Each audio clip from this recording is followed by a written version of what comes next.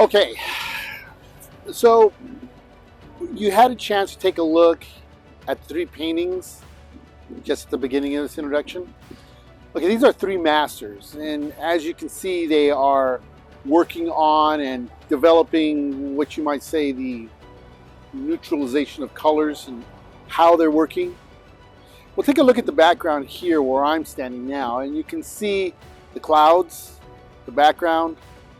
They've all been neutralized, and this is a real life situation, so you can see even the sky. I mean, the blue sky here, and then of course as you move down you can see this yellowish color here, and if you really train your eyes you can start seeing a lot of these colors that are starting to make themselves known. Now a trained eye is going to be able to see this, and this is exactly what you want to do. Whenever you're working on a landscape or basically anything like that, you want to neutralize or use colors. Don't look at those colors just as you would see them as being a pronounced color. What you want to do is you want to take that and then use the neutralization of color. Now, for instance, this brown UPS truck that just went past us, it's not just straight brown, it has different colors in it. And you have to be able to pull those colors out to know exactly what you're doing. And that's the whole purpose of that. And that's the whole purpose of this episode. We're going to neutralize those colors. Now, remember what we did earlier? I showed you an example and I showed you the grayscale. Right across here. There we go, the grayscale. Remember I told you it was hard to match these grays? Because there isn't really just a black and white gray. Grays have greens, reds, yellows. Look at these scales. Well, now this is where this is going to become important, because now those grays are actually blues, reds, yellows, and greens. Look at the background. If I want to push those back and I want greens, I'm going to have to add the reds, and depending on the amount of red I add, it's going to push and neutralize that green even further. If I want to fade that back even further, then what I got to do is add my tint, which is going to be white. And I'm going to push that back, and therefore it looks faded. It takes a bit of training to be able to do that, but that's what we're going to work on this episode. So the first part we're going to work on is we're going to work on the far background, and then we're going to bring the foreground forward, yeah, so that we can show some depth. It goes back to aerial perspective, where we start using spatial areas to show depth of field. And then of course as we get closer we can blur certain vision or certain images to give that illusion that we're not quite in focus. Alright, so let's get started on what we're supposed to be doing, and you can see the wind is starting to kick up a little bit as my camera starts to shake, and we'll pick up from there and head on over to the studio. Let's go. For more awesome content, like and subscribe now. Do it now, or I'll hunt you down. Smash like. All those colors.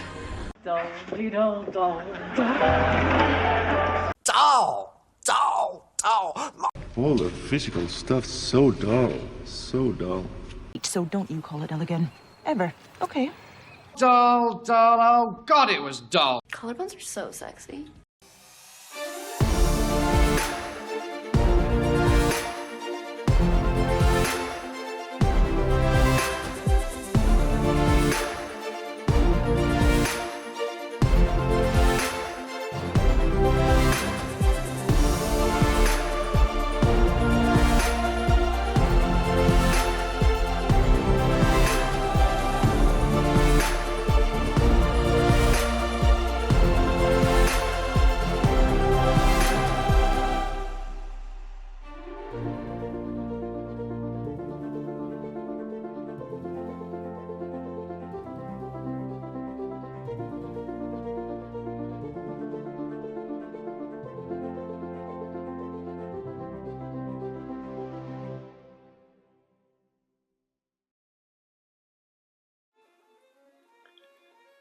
Well, we're back. Okay, so now what we're going to be working on is we are going to do the background and try to neutralize that. But again, fellas, bring in Thank you. Thank you very much. Thank you. Yes, yes, thank you. Okay, you can scoot up. Thank you. Thank you. Thank you. Yeah, thank you very much. Yeah. We now have the grayscale. Now, remember what I said about the grayscale is that there are multitudes of different colors in the grayscale. So we're going to apply that to this here. But first, what we're going to do is we're going to look at this grayscale that you can see in front of you. And remember that they're not grays as you would think black and white gray. There are different layers of gray. There is the blue gray, the green gray, the yellow gray, the purple gray, the red gray, green gray. There's all those kind of grays. There's even a brown gray in there that you can push the browns into a gray area. So this is what's going to make your painting look much more dynamic. But what we're going to do first is we're going to use just, again, a simple monochromatic color on the background. And we're going to use what you'll see most high school students or most students who are beginners, and they take their paint and they lighten it up and they kind of make it into a wash. And then they kind of fade that out, which is one way you can do this, but it doesn't really make the painting look that exciting. It's more a dull kind of washout. And then what I'm going to do is I'm going to add some, maybe a black and white, or add a little bit of blue, and then add some of the trees to the back on this one here to look like they're in the background. That's all fine and well, but in order to create something a little more dynamic, you're going to see how we're going to work it on this painting here. So let's take a look at this here and we'll get going on this. All right, so let's get started. Okay, so once again, we're back to our monochromatic style. This time I'm going to add a little bit of green because the trees are green, and so that's normally where you're going to go. Then what you're going to probably do is you're probably going to lighten that green up, and then you're going to fade that. So let's first make a misty kind of bottom or a misty kind of background. And so this is how we're going to do this. The first way we would do this is obviously we're using our color palette, and you can see I have a very large palette. And I'm going to take my white, and then I'm going to take some of my blue and lighten that up. And so now I have this kind of a, light blue here, okay? And that's probably how you're going to start that off. All right, so I'm going to step off camera here for a while, and you can see how I'm going to do this. So I'm going to come over here and I'm going to lighten this up here and create this mist.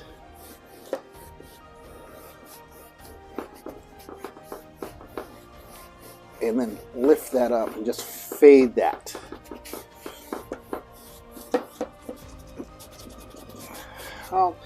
Let's make it a little more. We're going to add a little bit more. And I'm going to add just a touch of water to this. It's okay. It's the same mixture in which I was using. Okay. And we're going to bring that down here just like this.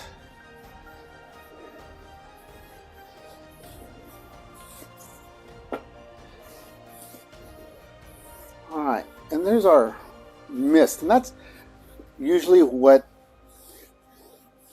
you have a nice little mist coming along. And let's add a little bit of cloud texture. So we're going to add some misty clouds into here, kind of fog this out. Add a few clouds in here. Just give it a little bit of variety.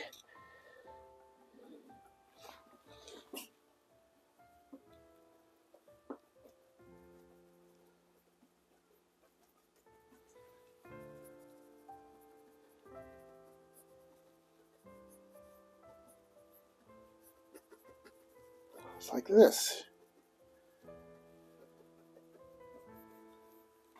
Huh? And you can see here, I have this nice fog of a faded area. Now I'm going to take some raw green and then maybe add a little bit of yellow to that. So now I'm going to come over here and I'm going to take my green just like this. And then I'm going to take some of my yellow to lighten that green up. Again, these are basically raw colors because I'm not really neutralizing anything at all. And then I'm going to turn around and take the white. And I'm really going to add more white, so I'm going to come up here like this. Just fade that white out here.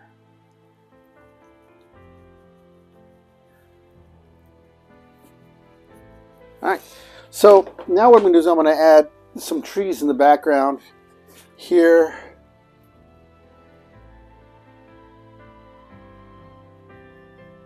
And again, I'm still using my number 12 filbert, but also keep in mind we're working with color. We're not really working with painting techniques. And I have some of my trees back here. I'm not really adding any detail to this.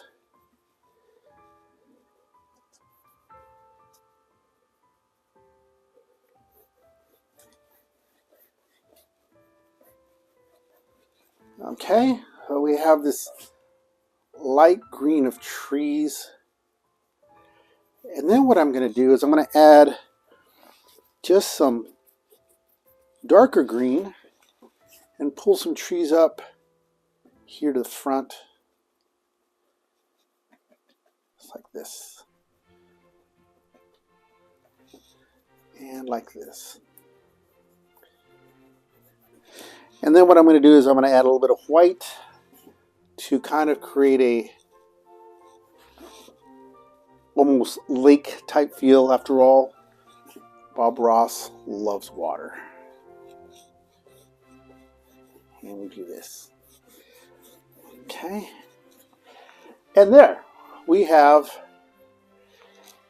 a mist background, which we're looking at here, and it kind of fades everything back. And as you can see, the colors are relatively raw, and they're not really any kind of detail because they're pushed backwards.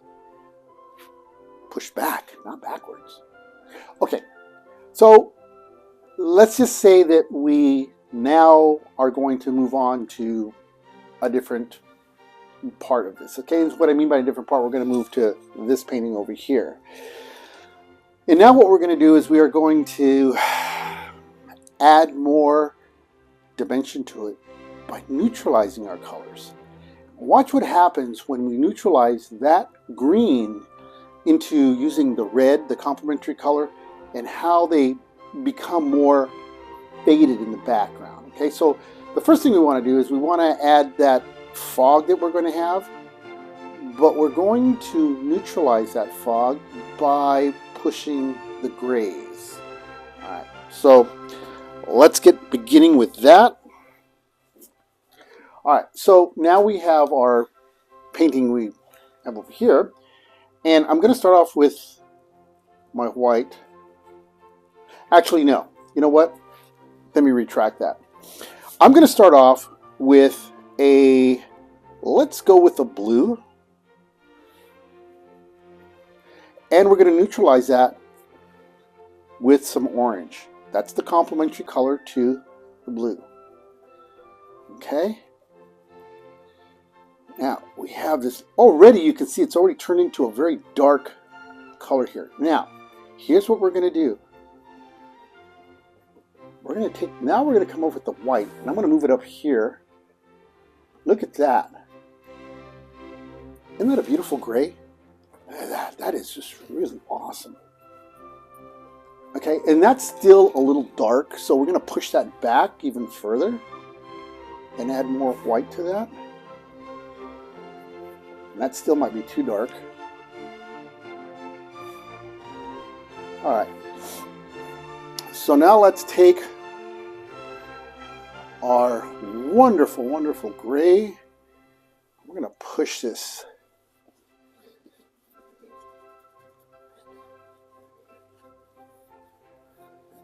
Okay, now we're going to add some more white to this.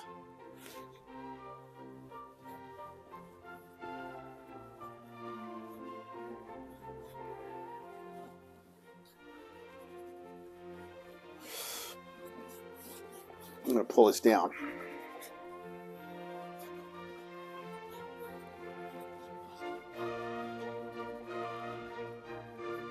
All right, and now just like we did clouds on this painting, we're going to do clouds on this one here. But again, we're going to make them look a little more magical. All right, and so what I'm going to do is I'm going to take my gray here, which I have a nice warm gray, add some white, and now what I'm going to do is I'm going to add some yellow. Now the complement to that yellow, it's turning a little green. Now normally what I would do is I would add red, or excuse me, the purple or the yellow.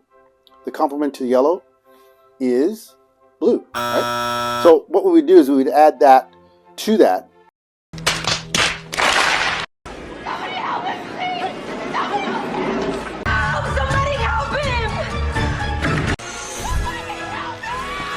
Somebody help him. Is that right? No, is purple. So I would actually add purple, but because this is green, I'm going to add a little bit of red. Yes! Oh, those are new ones? Yes! Yes! Yes! Yes! Yes!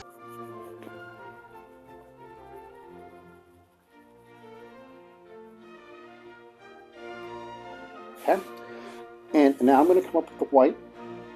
Now the reason I'm doing this, watch, I want to make these clouds really pop.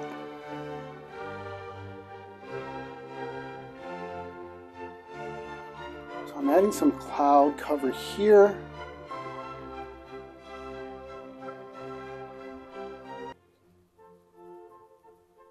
All up through here. Okay. Now I'm going to take some white and hit some highlights on these whites here. Just creating some really dynamic clouds up in here. Because we're down at the lower part level of the... There we go. A little more white. And this white is going to mix in with these so I don't have a stark white. And create some of these clouds coming out over here. Ooh, look at that, huh? Delicious. And we're going to add some white to this. Oh, a little too much there, so we're going to push that back. There we go.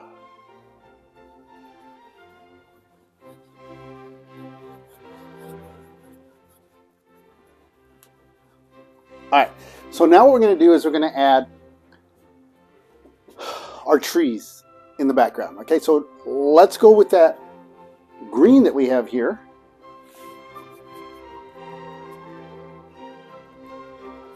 And now we're just adding the white. We're going to go, the complement to that is, correct, red. Where's my red? Here we go. Now that's a little too much red. All right, so now we've neutralized that. And now let's come with the white and push that back. And that's actually a gray. Look at that gray, huh? That is a wonderful looking gray. All right, so now we're going to add our trees back here. Now, the trees, you can barely notice them. All right, maybe we'll add, because we really don't want them to stand out. All right.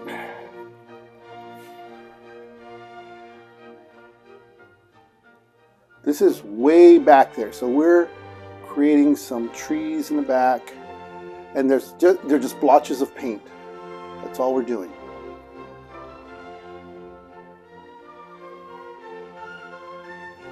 Okay. And what I'm going to do now is I'm going to add a little more, and I'm going to bring a tree up here that's a little closer. Group of trees.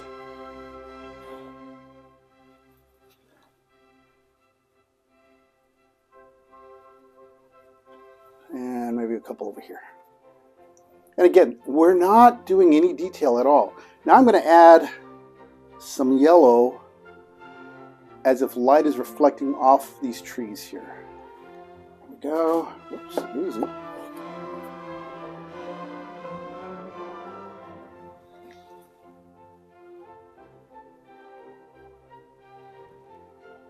Okay, and then again, we're going to add a lake, just like old Bob Ross would probably like. But now I'm going to add orange, complementary color to that. Now I'm going to add the white, tint that up.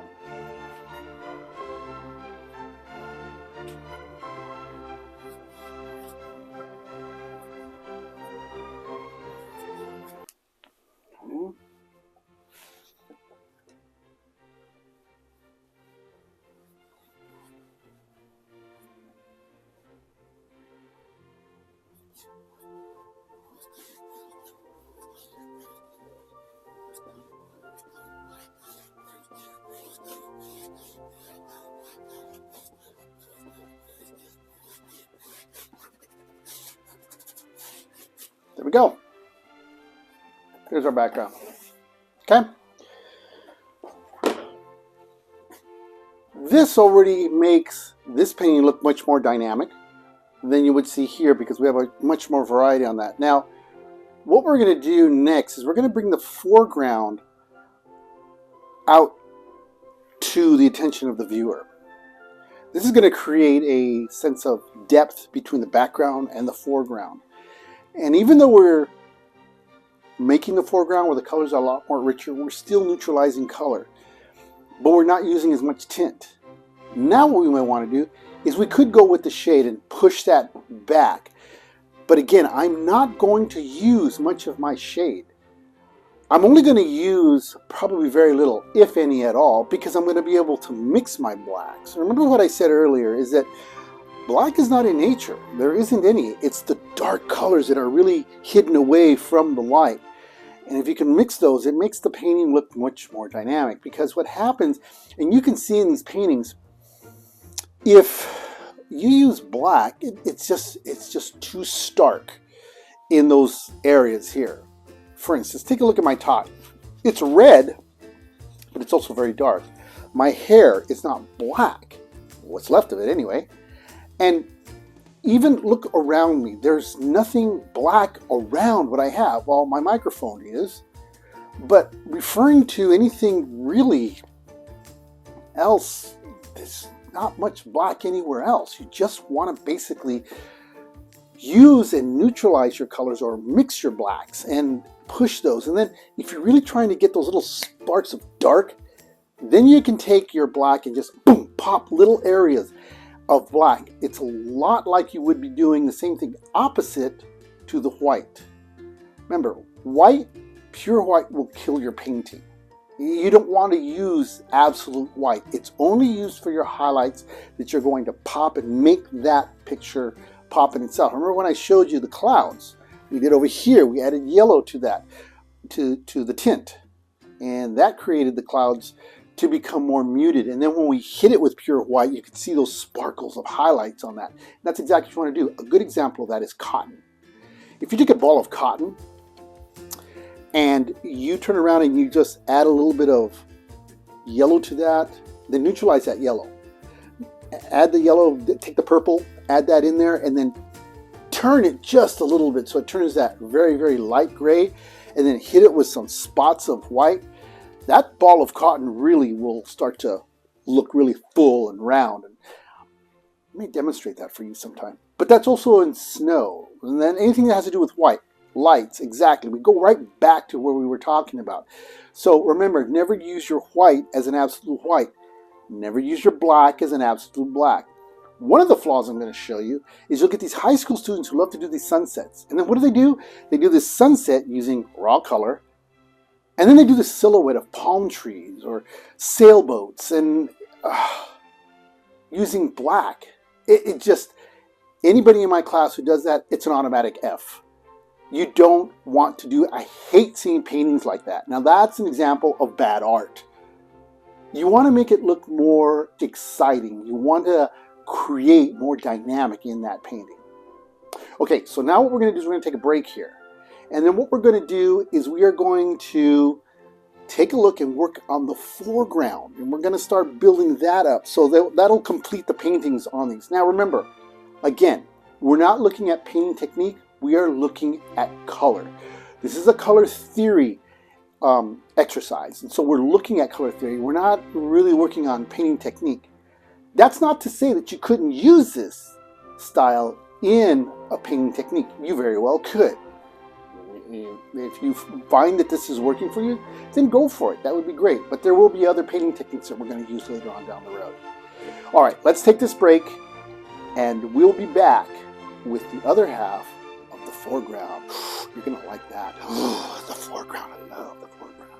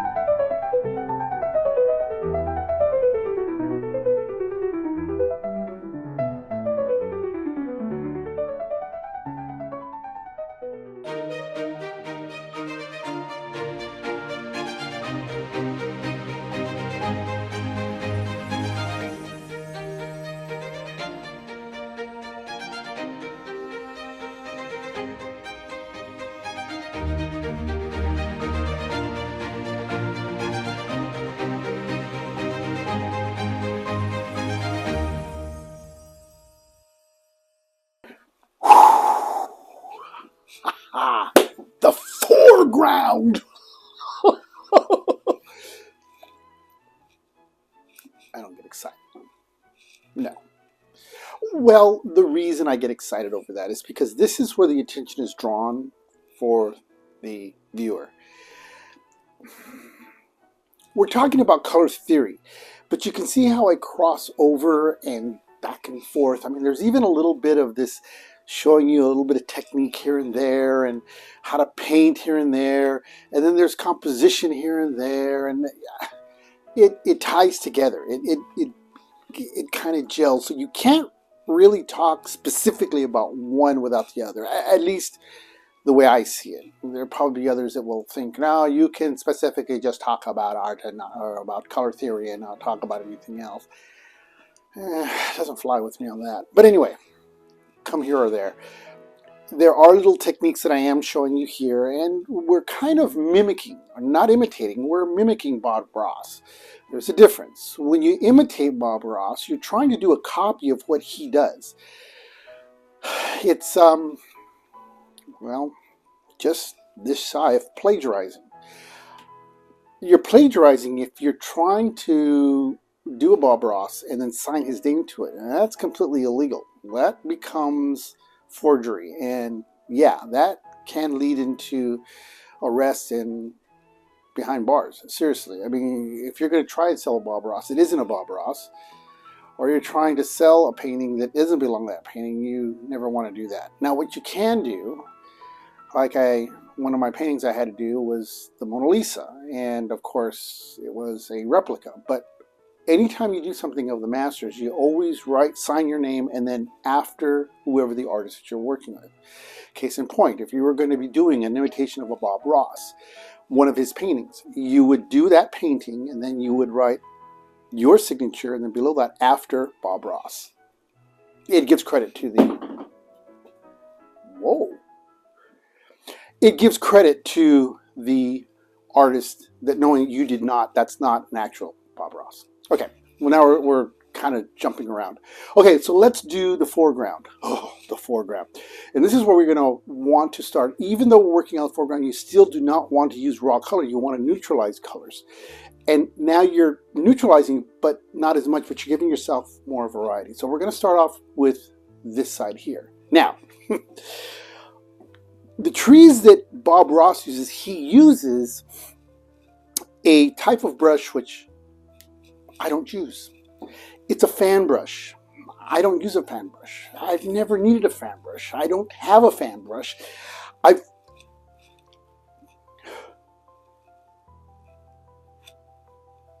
Excuse me.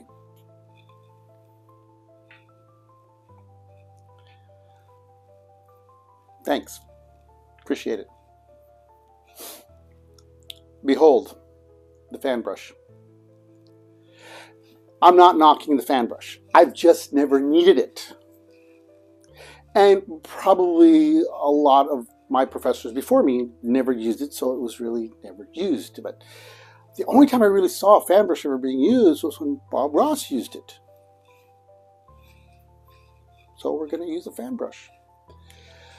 I won't use it on this side because I want to be able to do a different style of tree. But we're going to do a Bob Ross tree on this side.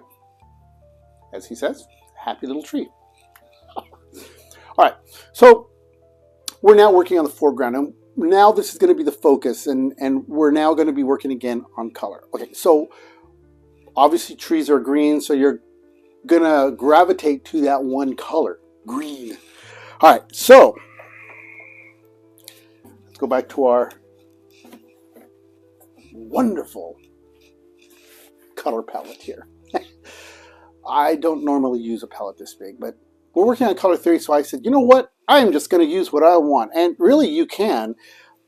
You always want to use either a clear or white background, because if you use a different color, it changes the pigment of the color in which you're using. So if you stay with a white board, like this, you're going to do fine, because you're going to get those true colors that you're going to try and get. Okay? Enough chit-chat. All right, so let's head over on this one. Now we're going to go with the raw color. We're going to go with, first I'm going to wet my brush, my fan brush. Thank you. And obviously we're going to come off with the green here. And I'm going to kind of thin it out. And I'm going to add yellow. Now, here's the thing. Whenever you want to lighten the color, try to go with the lighter value in the color spectrum, and yellow is probably the lightest value, so you're going to probably want to head there first. Okay, all right, so we're going to do that, and voila, we have, and I'm going to add just a touch of white just to lighten it just a tad. There we go. All right, so using his style and his technique, we're going to come over here and we're going to take one line here. And now I'm going to mimic, because I've never ever done his exact style. So we're just going to kind of follow what we have here. Okay, and we're going to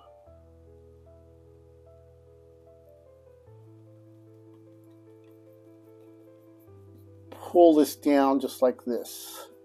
Now it looks like I'm going to need a little darker green here on this, because the paint is becoming very translucent, meaning that you can see through that color.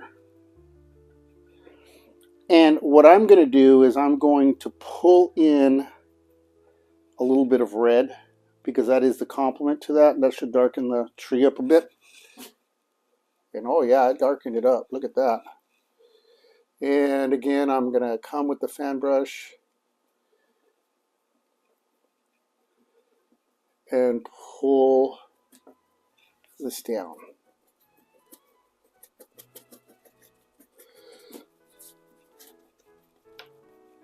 I'm going to take some yellow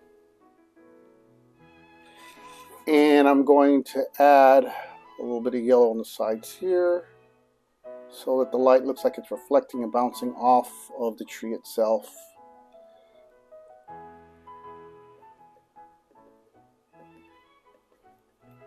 There we go. And then I'm going to come over here and add, in his words, we're going to add another happy little tree. Cracks me up when he says that. It's probably one of the biggest lines that everybody copies. Okay, I'm going to bring this tree over here, and I'm going to come all the way from the top, bring it down, and I'm going to, again, do his style. Again, I'm mimicking because this isn't exactly how he works. Using a fan brush, I've never used one, so for me it's a little different.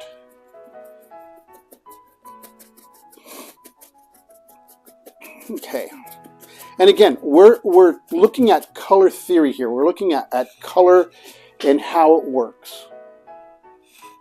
And now I'm going to come over here and add some yellows.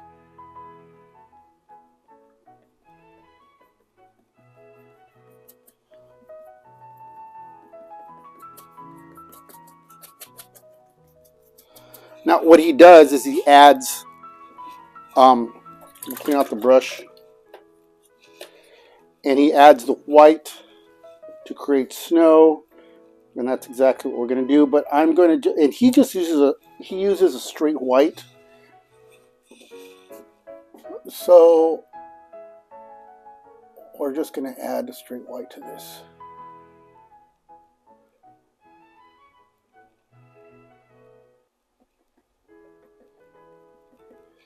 There we go. And we'll add some straight white to this.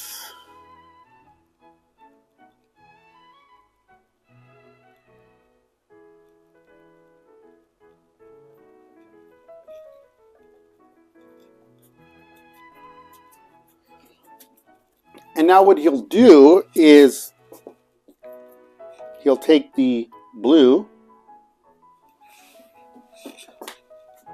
and so we'll use a raw color on this side, which is a raw blue.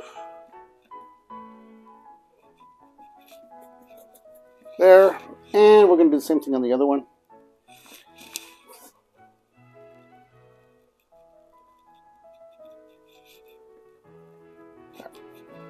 Okay, now what I'm going to do is I'm going to bring in my snow.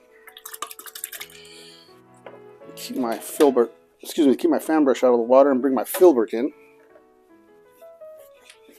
Up here.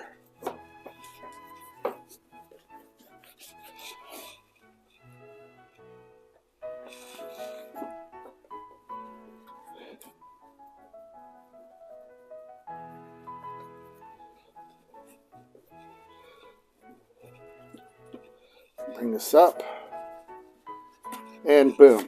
Okay, and there we have our foreground and background. Now I'm going to come over on this one here, and I'm going to do the same thing, but I'm going to use my style of trees. I'm going to use a different type of color. So I'm going to start neutralizing colors a little bit more. Start playing around with those colors a little bit and pushing and pulling. Remember, this isn't a one and done. When you're working with color theory and when you're working with color, it's a build. Remember, you're sculpting. You got to kind of take painting as, and this is leading into painting. Color theory helps you to sculpt. Again, I emphasized earlier, you never really want to rush the paintings. Take your time. Enjoy the process. Watch how it builds.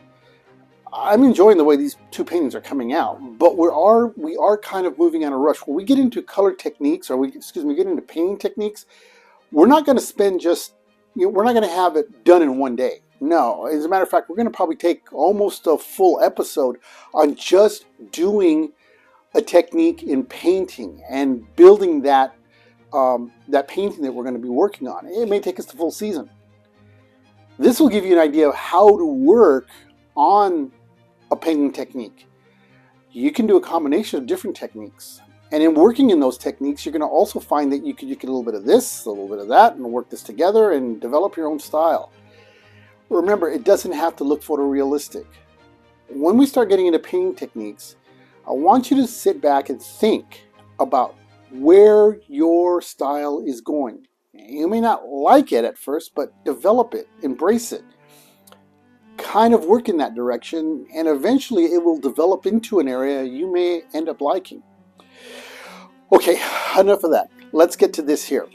All right, so now we're going to come back over here and we're going to work on this painting here, and we're going to start building that up. Now, I have my filbert here, but I'm going to, which is a 12, I'm going to move to a smaller filbert. Yeah, I know I said we really shouldn't, but in this case we have 18 by 24, so I'm going to need a little smaller brush. So I'm going to go from the 12, whoopsie daisy, to a 6. So I'm still using a relatively large brush. I do have a 1 filbert, but I want to stay away from that unless I'm using some pops and stuff on here, which I'll do on this one, and I'll also come back to this one here and add some pops and colors to it to make it stand out. All right, let's get started. All right, so again, let's start off here. We're going to go again with the green, and I am going to add some reds. Ooh, that's too much red. I really neutralized that. All right. And instead of running over to my white, I'm going to come over to my yellow and I'm going to lighten that up. See, that looks a lot richer. Look at that. That pulls that green out really, really well. All right. So I'm going to come on this side. I'm going to do a stroke here. And I am going to use a different style of tree.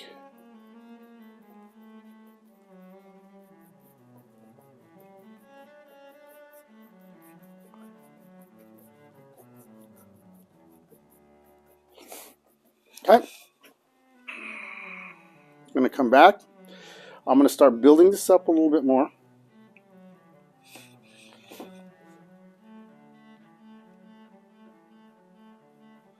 I'll use a little more red on this.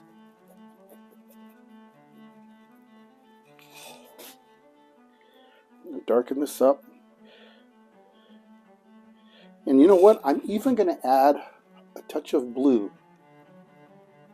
So already I've used a mixture of different colors. I've used blue, I've used red, I've used yellow, and I've also used the green.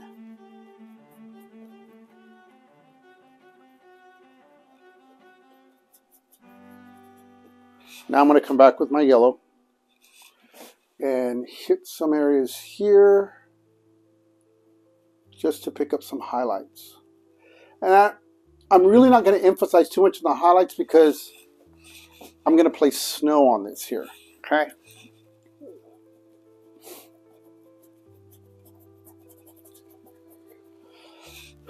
I'm going to add a smaller tree back here.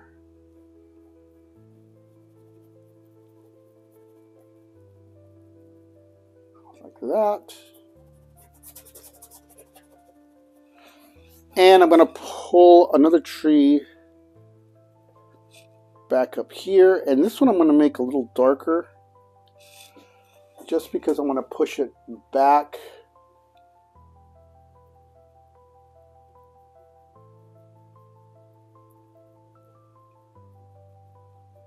Just like that. There.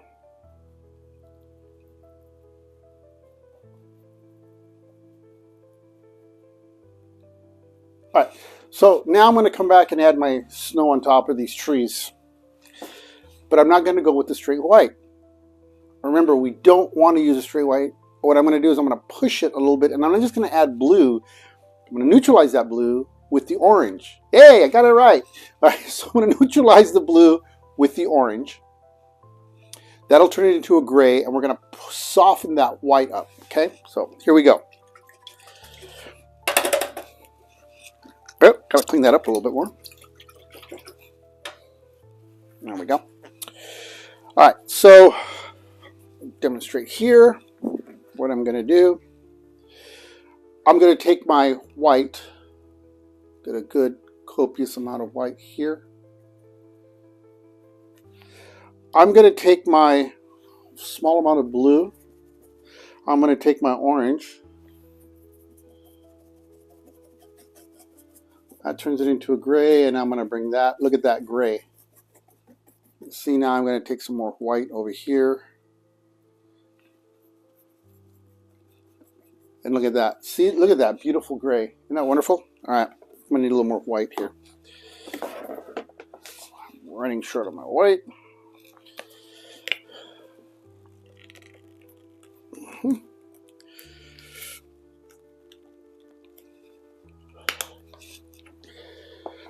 All right.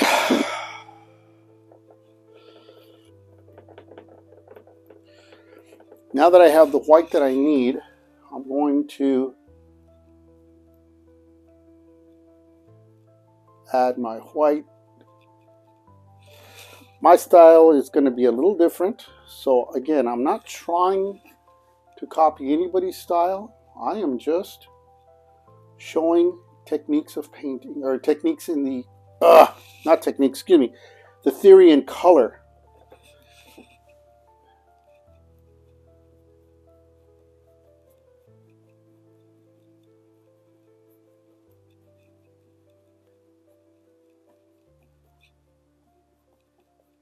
We're pushing this back a little bit. There we go. And we're going to come over here and add some white on this. All right, now that we have that set up, now I'm going to come back with some pure white. And I'm just going to hit some highlights on this tree. I'm going to do the same thing with this tree here.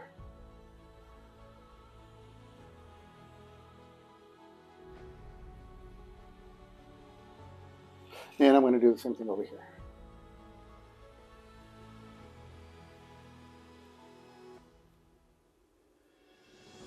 All right, now I'm going to add my snow layer. And that snow layer now is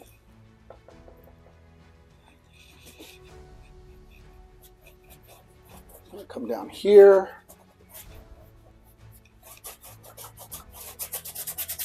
Pull this out.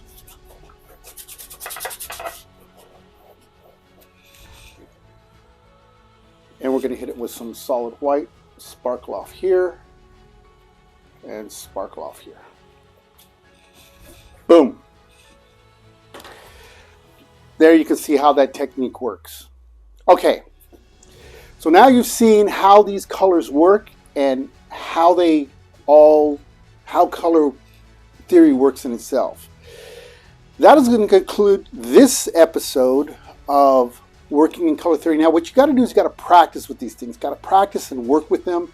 Try to get all this together and working on getting these colors to work. It's going to take some practice to work on, so don't get impatient.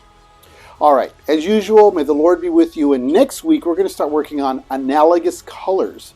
Analogous colors are going to be about colors that are similar on the color wheel.